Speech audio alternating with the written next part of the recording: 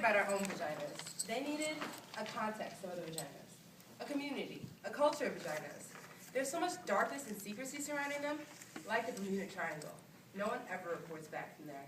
In the first place, it's not so easy to even find your vagina.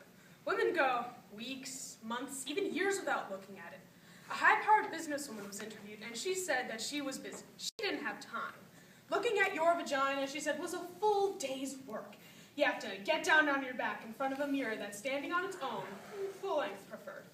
You have to get in the perfect position with the perfect light that's then somehow shadowed by the angle and the mirror. You get all twisted up, you're arching your head, you're killing your back.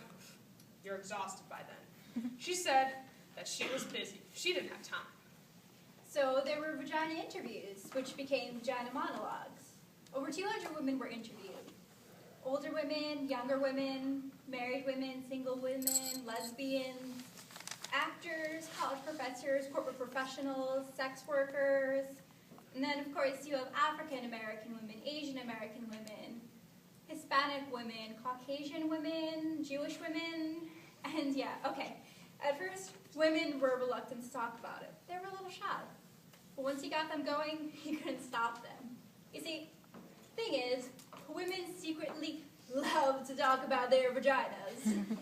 They get all excited, mainly because, well, no one's ever really asked them before. Okay, let's just start with the word vagina. It sounds like an infection at best, maybe a medical instrument. Hurry, nurse, bring me the vagina. Vagina. Vagina. It doesn't matter how many times you say it, it never sounds like a word you want to say.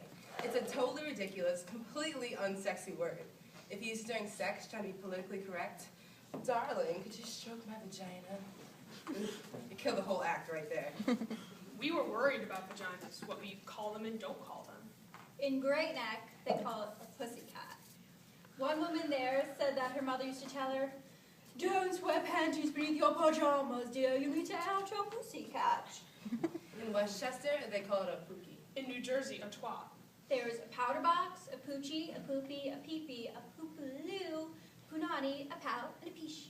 A toady, dee-dee, nishi, dignity, monkey box. Coochie snorcher, cooter, la bag. Gladys Siegelman. VA, wee-wee, horse spot, nappy dugout. Fanny boo, marshmallow, pajama. There's a ghoulie, a possible, a tamale, a totita, and a connie. A mimi in Miami. A split knish in Philadelphia. A schmend in the Bronx. We were worried about vaginas. Woo!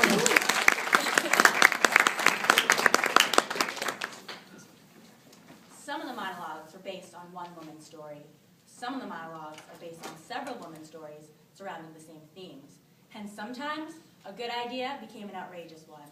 This monologue is based on one woman's story, but the subject was brought up in almost every interview and was often fraught. The subject being... Woo! You cannot love a vagina unless you love hair. Many people do not love hair. My first and only husband hated hair. He thought that it was cluttered and that it was dirty, and he made me shave my vagina. When he made love to me, my vagina felt the way that a beard must feel. It felt good to rub it, but kind of painful, like scratching a mosquito bite, and it was so irritated, and there were these screaming red bumps, and I refused to shave my vagina again. Then my husband had an affair. When we went to marital therapy, he said that he screwed around because I wouldn't please him sexually. I wouldn't shave my vagina. We had this German therapist, Michelle, and she would gasp between sentences to show her empathy. She asked me why I didn't want to please my husband, and I told her